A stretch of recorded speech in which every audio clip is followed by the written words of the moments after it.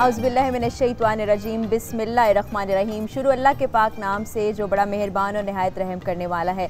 अस्सलाम वालेकुम। पाकिस्तान में और पाकिस्तान से बाहर जहाँ जहाँ GNN की खुसूसी रमज़ान ट्रांसमिशन की इफ्तार नशरियात देखी जा रही हैं, आप तमाम देखने वालों को आपकी मेज़बान फ़राह इक़रार इस खूबसूरत महफ़िल में खुश आमदीद कहती है। अब तो चंद ही दिन रह गए हैं रमज़ान की बरकत समेटने के लिए। उसके बाद हम मिस करेंगे कि कब ये रमज़ान का महीना आए, कब हम बरकतें समेटें।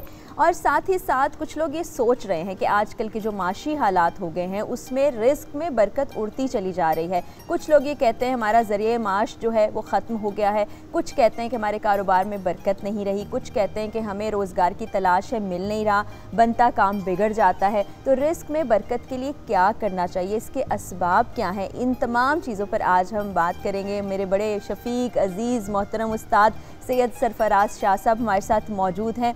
खुश आमदीद कहते हैं उनको ट्रांसमिशन में। उसके साथ साथ फ़ायज़ा इकबाल हमेशा की तरह मसरूफ़ है अपने किचन में, बड़ी ज़बरदस्ती रेसिपीज़ आपसे शेयर करेंगी। और इस जानिब देखिए जनाब बदर अली ख़ान कव्वाल और बहादुर अली ख़ान कव्वाल दोनों भाई हैं, ये खूबसूरत सी कवालियाँ पेश करेंगे। शाह साहब, रिस्क में पहला सवाल तो ये करूँगी, लोगों का मजमूई तौर पर ये सवाल आया कि बरकत किस तरह से हो।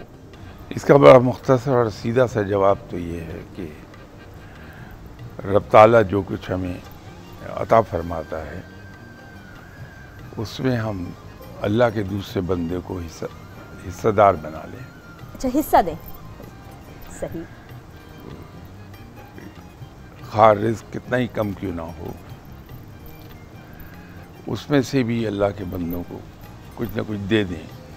रब ताला को इससे कोई दिलचस्पी नहीं कि हमने किस मिक़दार में, किस क्वांटिटी में उसके नाम पर उसके बंदों को दिया है।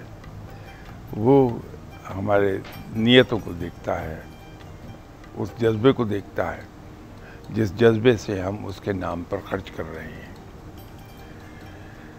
ये अल्लाह की राह में देने का एक बहुत ही खूबसूरत तरीक़ा मेरे पढ़ने में आया। एक ज़माने में जमात इस्लामी के अमीर हुआ करते थे काजी हुसैन अहमद साहब। वो इलेक्शंस में खड़े हुए,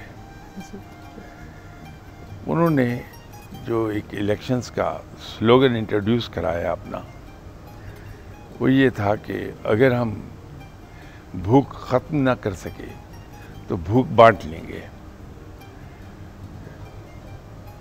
वो अब इसको अगर यकलख्त कहीं आप दीवार पे लिखा हुआ देखें या किसी अखबार में छपा हुआ देखें तो फौरी तौर पर तो इंसान के जहन में उसकी फ़िलासफ़ी आती नहीं कि इस स्लोगन के पीछे क्या है।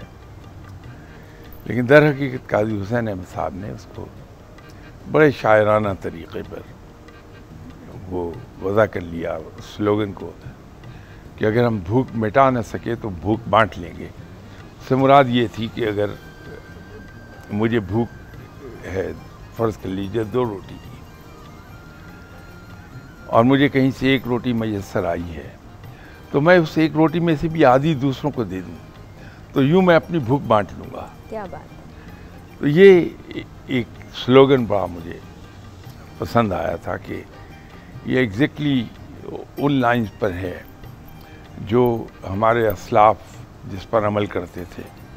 जिस ज़माने में मुसलमानों के पास रिस्क वसी नहीं था, तो जो कुछ किसी को मैसर आता था उसमें वो दूसरे मुसलमान भाइयों को शामिल कर लेता था, शरीक कर लेता था। इससे रब ताला बड़ा राज़ी होता है और इंसान के रिस्क में बरकत भी अता फरमाता है और फरावानी भी अता फरमाता है। बेशक बेशक। अब लोग ये कहते हैं कि हम अपनी तरक्की के लिए दुआ करते हैं कि अल्लाह ताला हमें कामयाबी अता फरमाए दुनियावी ज़िंदगी में, और ख्वाहिश ये होती है कि उसके साथ रिस्क में भी बरकत आ जाए। तो उस सूरत में दुआ कैसे की जाए कि दोनों चीज़ें उसमें शामिल हो जाएं?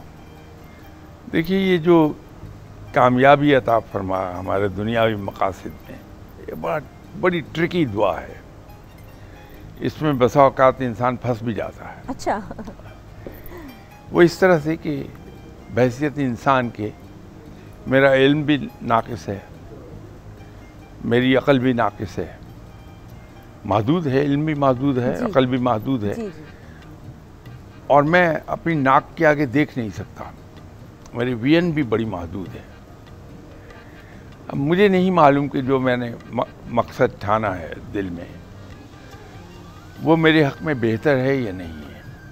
تو میں جب رب تعالیٰ سے یہ دعا کرتا ہوں کہ یا اللہ مجھے میرے مقاصد میں کامیاب کر دے, وہ اگر مقصد میرے لیے فائدہ مند نہیں ہے اور رب تعالیٰ میری دعا قبول فرما کے اس مقصد میں مجھے کامیاب کر دے, حالانکہ ایسا کرتا نہیں رب تعالیٰ تو میرا بھلا چاہتا ہے, تو میری وہ دعائیں جو میرے انٹرسٹ میں نہیں ہیں, مفاد میں نہیں ہیں, ان دعاؤں کو وہ پورا نہیں کرتا بلکہ اس کو کمپنسیٹ کر دیتا کسی اور جگہ پر.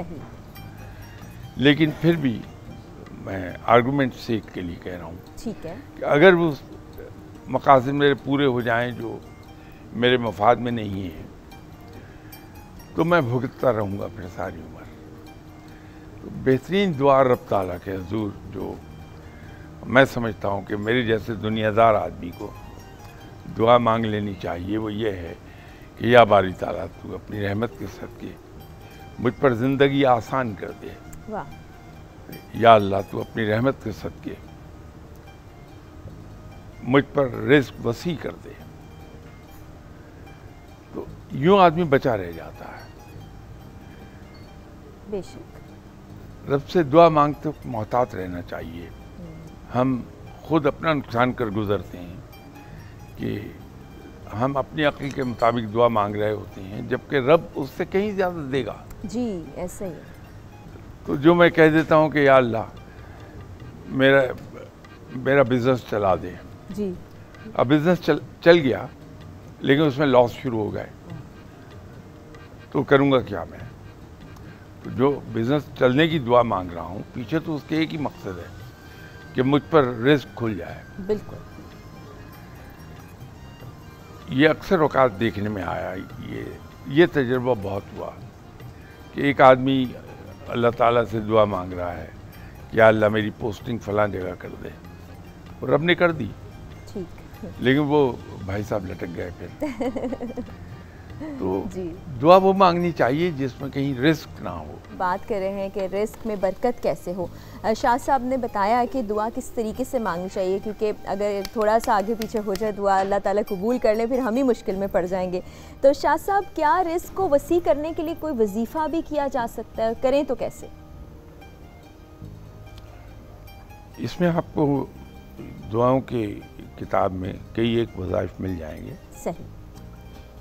ضرور کرنا چاہیے, اللہ کو پکارنا چاہیے, لیکن جو تجربہ ہوا ہے رزق میں وسعت کے لیے وہ اسی طرح ہے کہ انسان لوگوں کو اپنے رزق میں حصہ دار بنا لے. اور خصوصاً بہنوں کو. صحیح. جو انسان اپنی بہنوں کو چاہے وہ ملٹی بلینئر ہی کیوں نہ ہوں اس کے باوجود انہیں لک آفٹر کرتا ہے. بات تو جذبے کی ہے.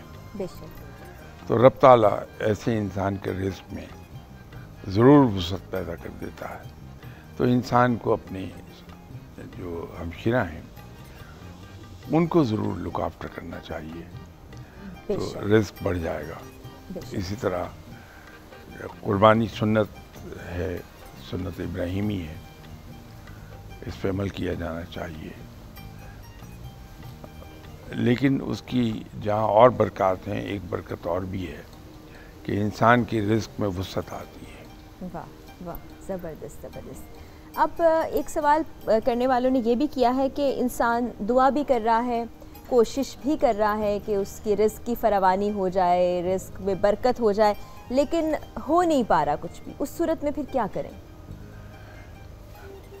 دیکھیے رب تعالیٰ کو بہتر پتہ ہے کہ ہمارے لیے کیا اچھا ہے کیا برا ہے, اور رب تعالیٰ نے ہمیں کس وقت عطا کرنا ہے جب وہ اس کی ہمیں شدت سے ضرورت ہے. تو جب ہم اللہ کے حضور دعا بھی مانگ رہے ہیں, کوشش بھی کر رہے ہیں, اور جس کے لیے اللہ نے تلقین کی ہے, پھر بھی اگر کام نہیں ہو رہا تو پھر دو ہی باتیں سوچ لینی چاہیے کہ ایک تو یہ اپنے وقت مقررہ پر ہی ہوگا، کیونکہ ہمارے ایمان کا حصہ ہے کہ ہر چیز کا ایک وقت مقرر ہے، اور رب تعالیٰ وقت مقرر پر ہی کام کر دیتا ہے۔ اور دوسری چیز یہ ہے کہ شاید یہ ہمارے حق میں نہیں ہے، تو لیکن اللہ تعالیٰ یہ دعا رائگاں نہیں جانے دے گا، محنت رائگاں نہیں جانے دے گا، بلکہ اسے کمپنسیٹ کر دے گا۔ اگر ہم اپنی زندگی کا جائزہ لیں، ہمارے ارد گرد جو لوگ ہیں ان کی زندگی کا جب جائزہ لیتے ہیں تو ایک چیز ہمیں نظر آئے گی کہ اکثر اوقات ایسا ہوتا ہے کہ کسی بھی چیز کی خواہش کیے بغیر، محنت کیے بغیر وہ چیز مل جاتی ہے ہمیں۔ وہ اصل میں ہماری وہ دعائیں ہیں جو ہمارے حق میں نہیں تھیں، رب تعالیٰ نے وہ پوری نہیں کی کہ ہمارے مفاد میں نہیں تھا، لیکن اس کو کمپنسیٹ کر دیا دوسری جگہ پر، تو یوں ہمیں آسانی سے ایک چیز حاصل ہو جاتی ہے۔ رب کے حضور دعا ضرور مانگتے رہنا چاہیے، بالکل، کوشش بھی کرتے رہیں، دعا بھی مانگتے رہیں۔ کچھ لوگ ایسا بھی سوچ لیتے ہیں کہ رزق نہیں آ رہا تو اس کے پیچھے کچھ جادوئی اعمال ہو گئے ہیں، ہمارے رزق کو کسی نے باندھ دیا ہے، یہ گمان کیسا ہے؟ میں شاید اس سلسلے میں اس بات سے زیادہ اتفاق نہ کر پاؤں، اس لیے کہ ہمارا ایمان یہ ہے کہ ہمارا رب سب سے زیادہ طاقتور ہے۔ بے شک، بے شک۔ اور رب نے اپنے بارے میں قرآن میں بھی فرمایا کہ کوئی کسی کو فائدہ نہیں دے سکتا اگر میں فائدہ نہ دینا چاہوں، کسی کو کوئی نقصان نہیں پہنچا سکتا اگر میں نہ چاہوں۔ تو اگر میں آپ کو ایک چیز دے رہا ہوں تو میرے دیتے ہوئے ہاتھ کو روکنے کے لیے اس آدمی کو مجھ سے زیادہ طاقتور ہونا چاہیے جو میرا ہاتھ روکنا چاہتا ہے۔ تو اگر رب رزق دینا چاہ رہا ہے تو دنیا میں کس کی مجال ہے کہ اس کے دیتے ہوئے ہاتھ کو روک سکے؟ میں ان چیزوں میں شاید بلیو نہیں رکھتا کہ میرے نزدیک یہ میرے ایمان کے خلاف ہے بات کہ کوئی کسی کا رزق باندھ دے۔ رازق رب ہے، بے شک، رزق رب نے دینا ہے، بے شک۔ تو رب سے زیادہ طاقتور ہے نہیں کوئی، تو کوئی کیسے روک پائے گا اللہ کو؟ تو میں نہیں اس بات کو شاید اس پہ ایمان نہیں رکھتا۔ اچھا، اب یہاں ایک اور سوال پیدا ہوتا ہے، دیکھنے والوں میں سے بھی کسی نے پوچھا کہ اب اللہ تعالیٰ نے رزق دینا ہے، وہ رازق ہے، تو پھر ہمیں محنت اور کوشش کرنے کی کیا ضرورت ہے؟ ہم گھر بیٹھ جاتے ہیں اور اللہ تعالیٰ ہمیں رزق دینے لگے گا، اس پر کیا کہیں گے؟ یہ ایک بار میں اپنے آفس کے کام سے جی یورپ گیا ہوا تھا، تو وہاں لوگ اکٹھے تھے، تو ان میں سے ایک ینگ آدمی نے یہ سوال پوچھا اچھا کہ ہم یہ کہتے ہیں کہ اللہ نے رزق ہماری قسمت میں لکھ دیا جی، اور رازق رب ہے، پتھر میں بند جو کیڑا ہے اللہ اس کو بھی رزق دیتا ہے، جی تو رب نے ہمیں دنیا میں اتارا ہے، پیدا کیا ہے، تو رب ہمیں رزق دے گا، تو پھر کام کرنے کی ضرورت کیا ہے؟ جی اب میں یورپ میں تھا تو وہاں جواب دینا زیادہ آسان ہو گیا، تو میں ان سے یہ پوچھ رہا تھا کہ دیکھیے آپ جس ملک میں رہتی ہیں وہ ویلفیئر اسٹیٹ ہے، اگر آپ پیدائش سے لے کے اپنے آخری سانس تک کام نہ بھی کریں تو بھی گورنمنٹ آپ کو رہنے کی جگہ بھی دے گی، آپ کو بیکاری الاؤنس بھی دے گی، آپ کو میڈیکل ٹریٹمنٹ بھی پرووائڈ کرے گی، جی یہ سب ہو جائے گا تو آپ زندہ رہ سکتے ہیں آسانی کے ساتھ۔ لیکن اگر آپ اس بیسک ریکوائرمنٹ سے اوپر جا کے زندہ رہنا چاہتے ہیں کہ زندگی کی آسائشیں آپ کو حاصل ہوں، تو اس کے لیے آپ کو کام کرنا ہے۔ تو رب تعالیٰ نے یقیناً رزق دینے کا وعدہ کیا، لیکن وہ بیسک ریکوائرمنٹس ہیں ہماری، صحیح، وہ ضرور پوری کرتا ہے۔ ٹھیک، لیکن اگر ہم یہ چاہتے ہیں کہ ہم بڑی ایفلوئنٹ زندگی گزاریں تو اس کے لیے ہمیں محنت کرنا ہوگی۔ اللہ تعالیٰ بھی محنت کرنے والوں کو پسند بے فرماتے شک۔ ہیں۔ ابھی ہم دیکھتے ہیں شاہ صاحب، معاشرے میں بہت سی چیزیں تبدیل ہو گئی ہیں، ایسے بہت سے لوگ ہمیں نظر آتے ہیں جن کے پاس پیسے کی بہت فراوانی ہے، دولت کے انبار لگے ہیں، لیکن ان کا پیسہ کمانے کا طریقہ ٹھیک نہیں، یا ہم یوں کہیں کہ ان کا رزق حلال نہیں ہے، تو اس صورت میں کیا اس کو بھی ہم برکت گردانتے ہیں؟ گناہ میں تو ویسے ہی بڑی کشش بھی ہے جی، اور فراوانی بھی ہے اس میں، لیکن جس آسانی سے ہم گناہ میں ملوث ہو جاتے ہیں اس کا مطلب یہ تو نہیں ہے کہ وہ صحیح ہے۔ یہ جو پیسہ ہم ان ذرائع سے کماتے ہیں جو کچھ زیادہ پسندیدہ نہیں ہے، جی، کسی نہ کسی سٹیج پر انسان کو حساب دینا پڑتا ہے۔ بے شک، دیکھیے، ہم لوگ رشوت لیتے ہیں، ہمارے معاشرے میں یہ بدقسمتی سے چلن ہے۔ جی، رشوت لینے والوں کی 3 کیٹیگریز آپ کو ملیں گی۔ ایک وہ ہیں جنہوں نے آپ کا کام کر دیا، آپ نے ان کو جو کچھ دیا انہوں نے چپ چاپ لے کے رکھ لیا۔ ایک کیٹیگری وہ ہے جو آپ سے ڈیمانڈ کرتی ہے کہ آپ کا یہ کام ہے، میں آپ سے اتنا پیسہ لوں گا، لیکن آپ نے کہا کہ نہیں، میں افورڈ مجھ سے نہیں ہوتا، تم اتنے نہیں اتنے لے لو، وہ چپ چاپ لے کے رکھ لیتے ہیں۔ ایک تیسری کیٹیگری ہے جو اپنے پاس آنے والوں کی آرم ٹوئسٹنگ کرتے ہیں، صحیح، کہ میں تمہارا کام نہیں کروں گا، مجھے اتنا لا کے دو، اگر تمہارے پاس نہیں ہے تو کام مت کراؤ۔ یہ جو جبرن لیتے ہیں، کبھی آپ اپنے ارد گرد نظر دوڑائیے، اس طرح لوگوں کو تنگ کر کے ان سے وصول کرنے والوں کی، ان کی اولاد میں ایک نہ ایک بچہ ڈسیبل ضرور ہوتا ہے۔ اور اللہ تعالیٰ جب سزا دیتا ہے ایسے کاموں پر، ویسے بڑا رحیم و کریم ہے، ایسے کاموں پہ سزا دیتا ہے تو اس جگہ سزا ملتی ہے جہاں تکلیف سب سے زیادہ ہو۔ کسی بھی انسان کے لیے اولاد کی تکلیف ناقابل برداشت ہے، تو آپ نظر دوڑائیے، آپ کو اسی طرح لوگ ملیں گے۔ شاہ صاحب، ایک سوال آیا ہے کہ رزق کی وسعت اور حصول کے لیے کلندرانہ سوچ کا کیا عمل دخل ہے، یہ کیا ہوتا ہے؟ ایک کلندر لفظ، اس کے بارے میں تھوڑا سا کنفیوژن ہے۔ جی جی،